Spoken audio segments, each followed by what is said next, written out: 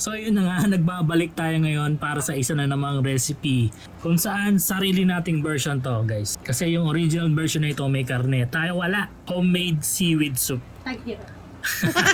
Dahil nakita mo na naman yung bida kumakain ng seaweed soup. So ayun na, lagyan natin ng tubig yung pot. Tapos lagyan natin yung soup base natin. Gusto ko chicken, so nilagay ko chicken. To enhance yung lasa, naglagay ako ng cubes. Lalagyan ko ng seaweed. Take note guys, bago nyo gamitin to seaweed na to, ibabad nyo muna sa warm water for 5 minutes at huwag nyo lalagay lahat. Konti lang. Kasi dadami yan.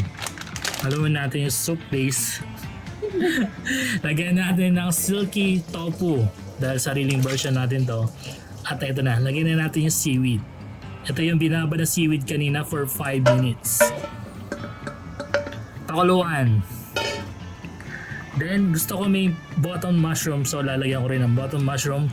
Ready to serve na ang ating homemade seaweed soup na walang karne. Enjoy guys, bye!